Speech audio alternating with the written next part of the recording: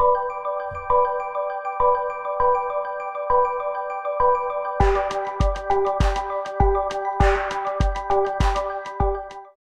just in case you're new to us, we're so happy that you're here. Kathy and I started our podcast because we wanted to shed some light on some of the things they don't talk about in the big masterminds and the personal development world. She and I have been, and Annie, we've all been in this world for a long time. This is not our first rodeo. And we decided it's so much more fun to laugh our way through technology, through life, at our humanness, which is why we started Still Human. So welcome. And yay, we're here. I'm so excited. Oh, and I think, Annie, I think you've said it best. Would you let us know once again, what has something to do with briefs? Connecting. So you had this great intro. What does networking have to do with men's underwear? And we're going to answer that question today. That's why Annie is here, among other reasons. And I'm like, that is a great headline because it makes me curious. Like, oh, I'm going to click on that. So tell us. Well, I know one of the other questions you usually bring up is how did I get started? So that was a job that I had. I sold men's underwear, but I have been networking for years and years and years. And interestingly, when I went on the interview, I'd gone through a couple of jobs. I worked for the telephone company. That's when I first got my lead into networking, and then sales. They promoted me within 6 months. And then I left the phone company because I aspired to be a stewardess of all things. They don't even call them that anymore. I don't know what they call them. So you have to be very careful and politically correct. And I didn't quite make it as a stewardess. And then I ended up going to an employment office, and that's when I saw a job for Hanes Knitwear. And I went on the interview thinking, now mind you, at that time, that's when those cute little displays of eggs were all over every store that you walked into. And they said Hanes stockings. So knitwear, because you have to knit the stockings, right? So I went on the interview, and I happened to be one of 600 applicants, believe it or not. And it was at a time in the recession. I got the job in 1975, is 74, 75. And I had several incarnations prior to that. And for you youngins out there, that meant gas lines, huge inflation. They were tough times. Big ass cars, like really big cars, ugly. 5 miles to the gallon. Right. And I used to have many of those cars in all the jobs that I worked in because they gave me a company car.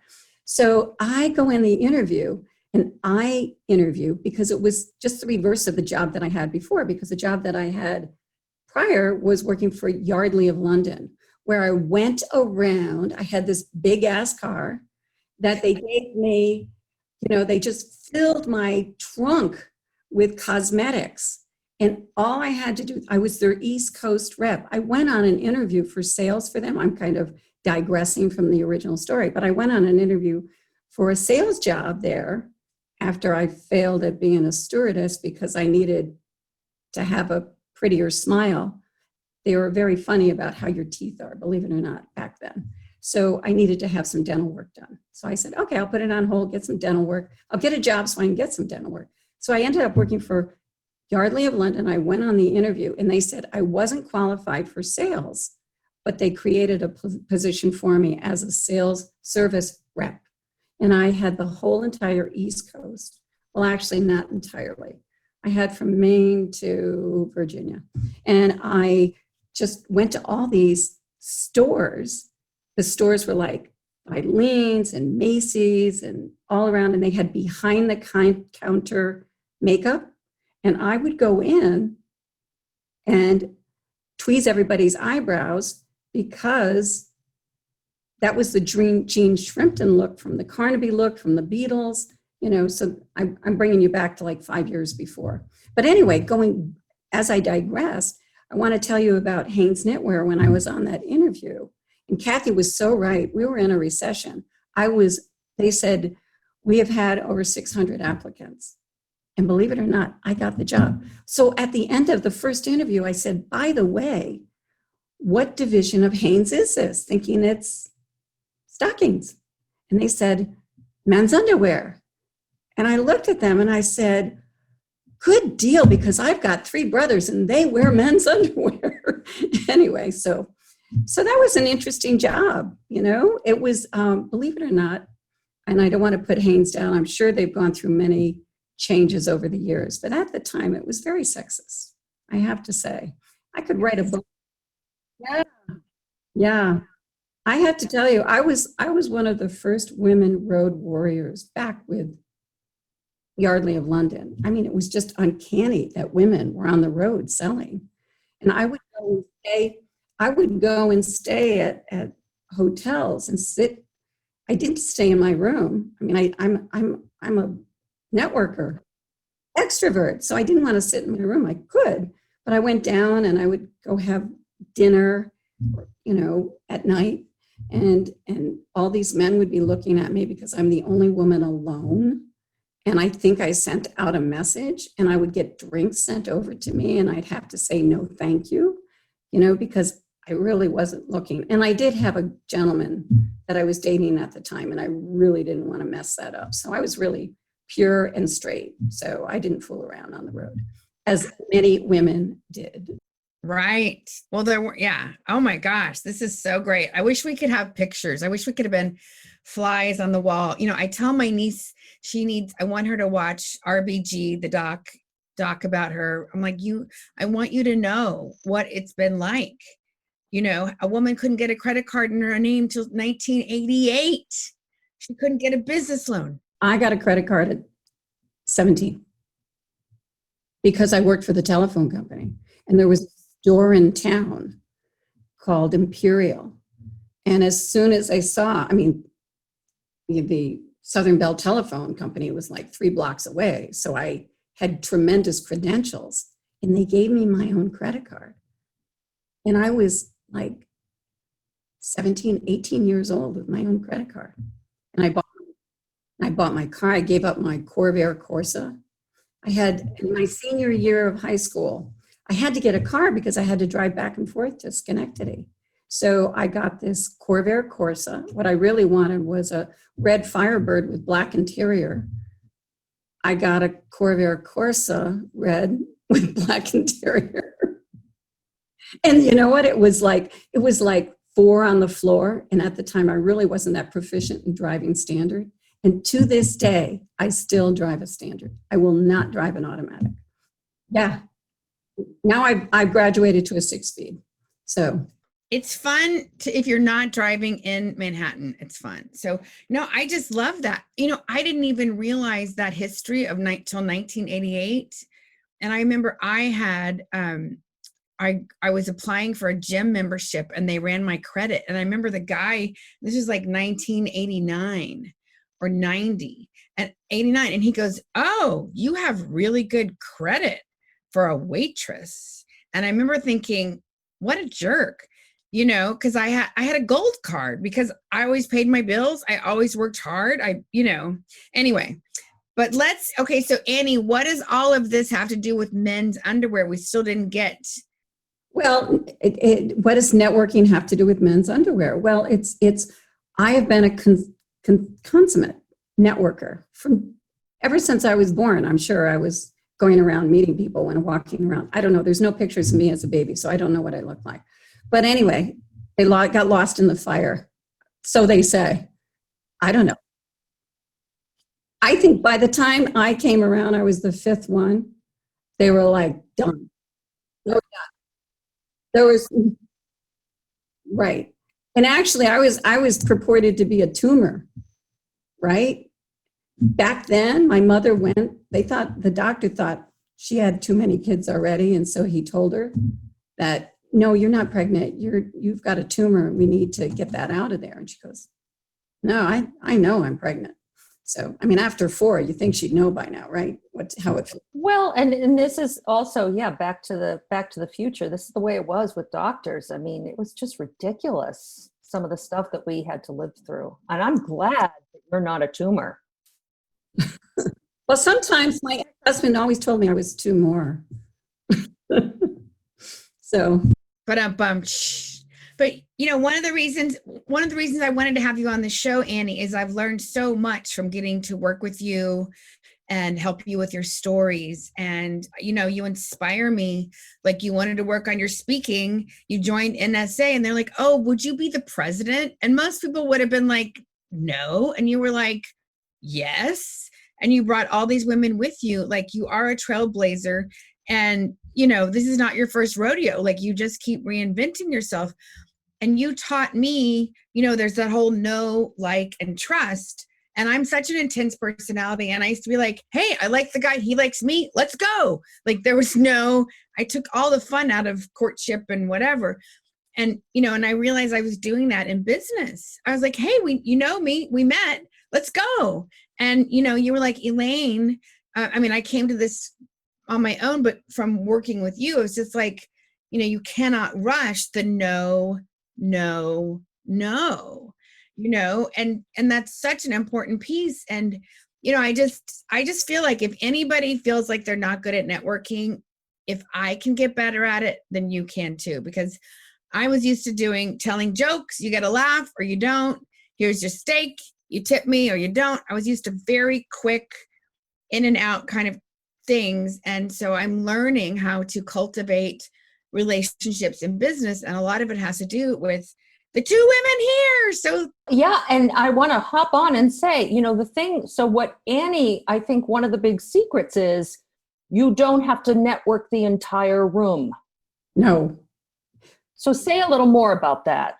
Well, and that's and I love when I came to New Jersey and spoke at eWomen, because that's when you had this incredible light bulb go off, and you know, this incredible thing. And it's in my upcoming book, Secrets of a Serial Networker, and it's called my 3-2-1. And it's really, you only need to meet at max 3 people if you go to a networking. And actually, if you can walk away with 1 or 2 people and you follow up with them, that's when you start building rapport. And if you can do 1 or 2 a week and you multiply that times 52, that's how you build your lead list.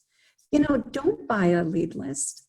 You know, don't. It's you don't need to. You just follow some steps. And actually, now that we're into the virtual world, it's a whole different arena, but it isn't.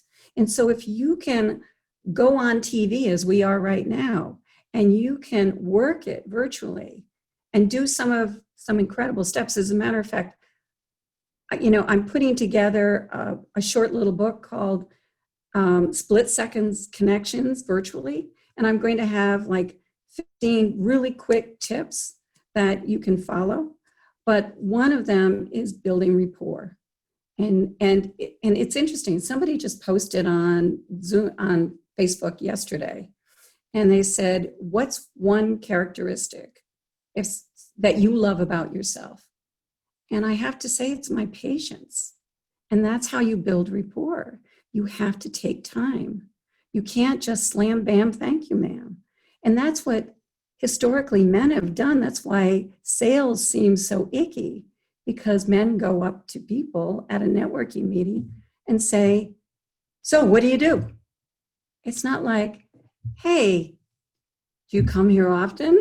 I mean, I know that's kind of, you know, overdone, but you really want to take time to meet somebody and take that time to build rapport, because as you said, Elaine, people won't do business with you until they know, like, and trust you. And they're not going to trust you unless they like you, and they're not going to like you unless they know you.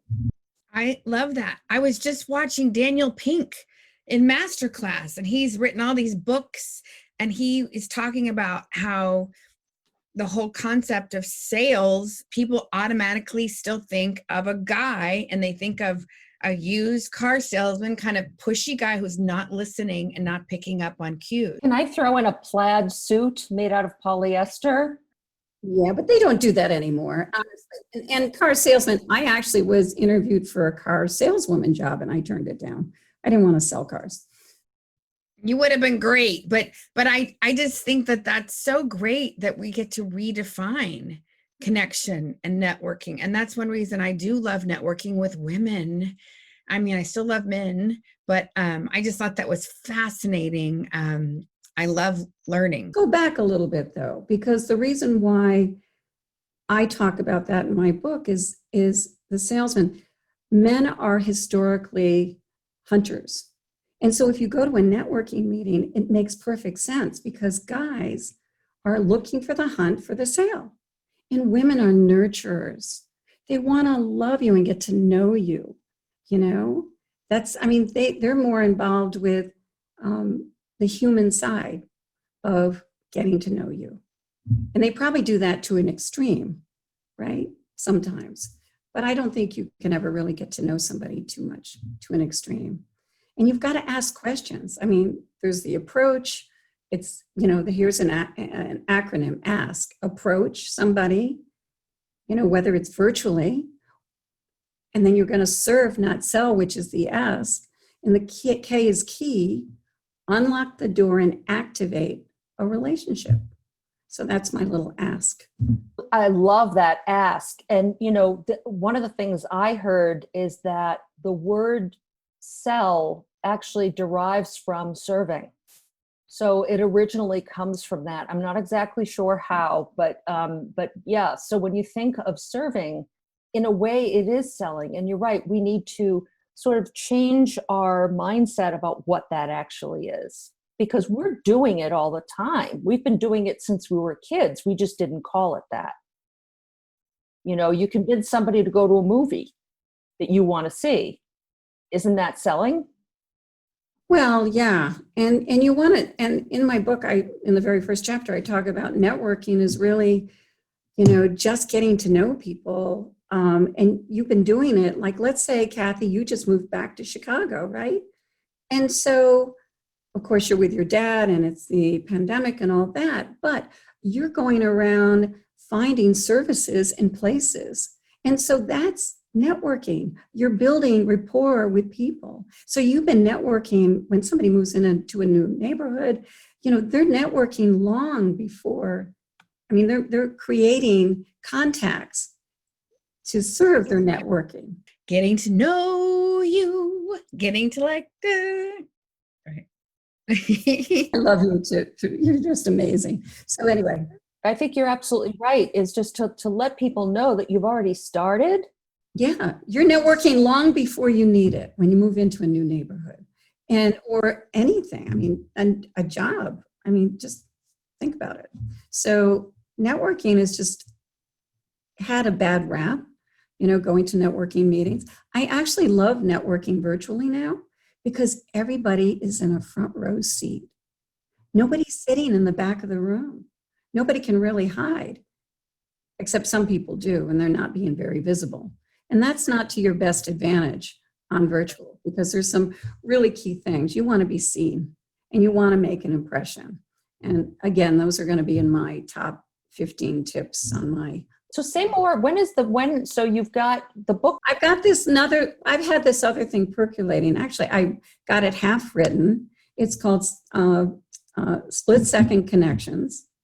And that was going to be my book. And then the pandemic happened, along with, Split Second Connections was kind of a miniature version of the book that I'm really writing called Secrets of a Serial Networker. But it's kind of the cliff notes, and it's hitting on just some tips. And it was called Split Second Connection. And I had started that so I could quick get that out. And then I could get the big book out, right? Which is going to have a little more humor to it.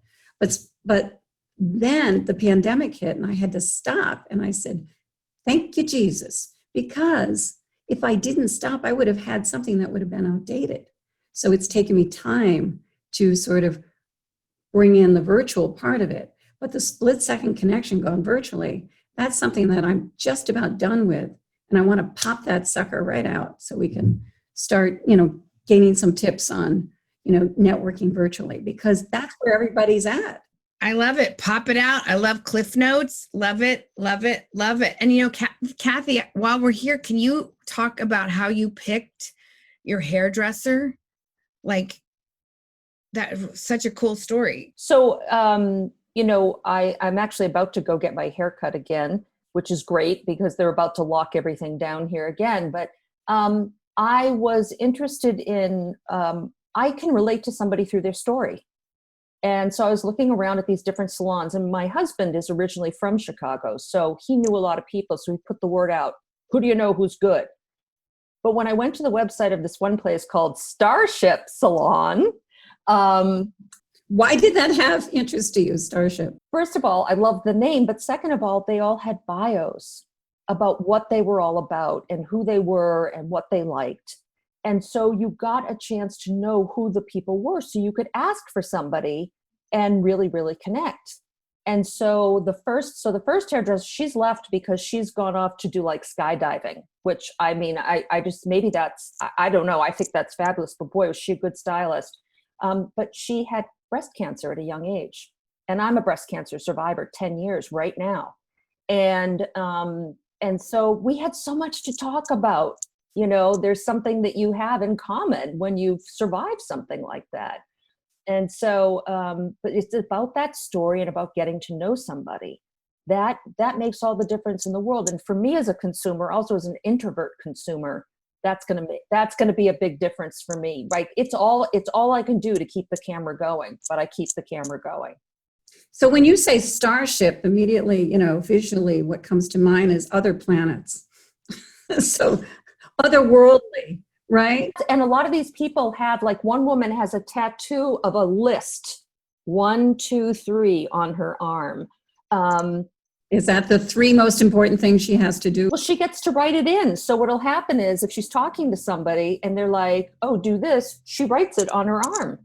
And that's how she remembers things, because she was so bad at remembering things. She has a tattoo with 1, 2, 3 and lines next to it. Okay, that makes me feel so much better, because I used to write my new jokes on my my Palm Pilot. They're outdated. Elaine, I hate to tell you, Palm Pilots are outdated. I know, but there's just a silly joke. So awesome. And then also, Annie, I know you were doing like girls' night out. You're still doing some cool virtual things. I am. I'm actually coming up with one for next week. So I don't know when you're airing this, but if you're airing this and it's another month, don't worry. I've got one a month. I'll be doing some, you know, girls' night out that I want to keep uplifted and happy. And then I've got my books going, and I've got my girls' night out, and I do a couple of events during the year, which are on hold because they're in person. And then I've got my speaker mastery series. And I'm really all about taking women from the sidelines and putting them in the spotlight. That is something I'm very, very passionate about, because I see so many women who have incredible messages that the world needs to hear, and they're not being heard. And so when I was with the women, I would just meet these incredible women that had incredible stories. And so now that I'm with NSA, I just want to bring a few of them over and get them out and be seen. And I also do it through like my mastery series. Or there was a time back in 2009, I launched my first conference. I did it with another woman, and then I loved it. It was a lot of work. And she didn't want to do it, but I went forward with it because a lot of the graphics and things were mine. And so that's how I created the Idea Circle for Women. And that's where my first start was, with doing all these events for women.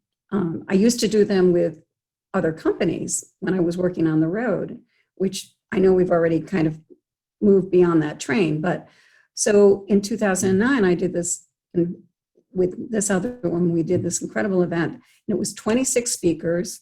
It was 12 different workshops that you could attend in a day. I mean, it was just like a 3-ring circus, and it was 150 women. It was very successful. To me, we made $1, I think, after everything, all the, the money we spent and the graphics. Been there, done that. Yep. I think we each made $1. It was hilarious, and I still wanted to keep going with it. And so I did it again and again and again. I did it 5 years, and I loved it. I burned out because it takes all year to plan something that big, but it was amazing. And I just love bringing women to the stage and giving them a spotlight. I love it. I love it. I love it. I've just carried that through with everything I've done, is just putting the focus on women and who have great messages. Yes, stories we need to hear. So if people want to find out more about you, just that they go to AnnieGarlandEnterprises.com. Thank you. Yeah, that's my website.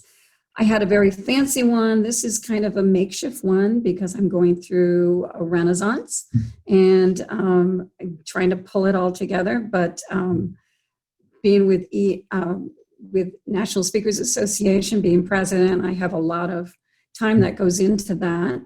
So I'm not always able to do all the things that I want to do. And I have a husband and I have family and grandkids. And so as we all have a lot in our life, even during a pandemic. Yes. Awesome. So if they want to know more, they can just go to AnnieGarlandEnterprises.com. Okay. And I just want to say too, that it's so much more fun to go through a renaissance than a rebrand, I think. Ah, thank you. I know you raised your eyebrows when I said. I love that. I am going through a renaissance. That is gorgeous. Thank you. So Annie, you have dropped so much wisdom. Now, the thing you need to know about Annie is she spells her name A-N-N-E. Lose the I, people. Lose the I, right? I pronounced the E. And actually, it was always a great networking tip because it's a great networking tip. People say, Annie, but your name tag says Anne. And I said, oh, no, I'm so not an Anne. You know, Princess Anne and the monarchy. Elaine and Kathy, I am so not an Anne. I'm an Anne. But on my LinkedIn, I am ANNIE, just to make life confusing. And how I do my events, it's events by ANNE.com. So when I'm doing an event, that's how you want to reach me. And I want to thank you for today. It's been a blast. I know it took us 49 minutes to get to the Zoom, but I think we've pulled this off, and I really want to. I'm so glad we stuck to it and we kept breathing. You know, I think that's the most important thing with tech is you keep breathing and try to laugh, because when you hold your breath, it just makes things worse. So we did it. Yeah, right. You die. Annie, thank you for so much wisdom today. Just beautiful, practical, wonderful wisdom. Beautiful stories. And Kathy Keegan, how do people find you, my dear? Oh my wicked God. It is so easy. It is wicked easy to find me. Okay. It's KathyKeegan.com. And that's with a Boston accent, which I've lost a little of, but Kathy with a K, Keegan with a K. Yes.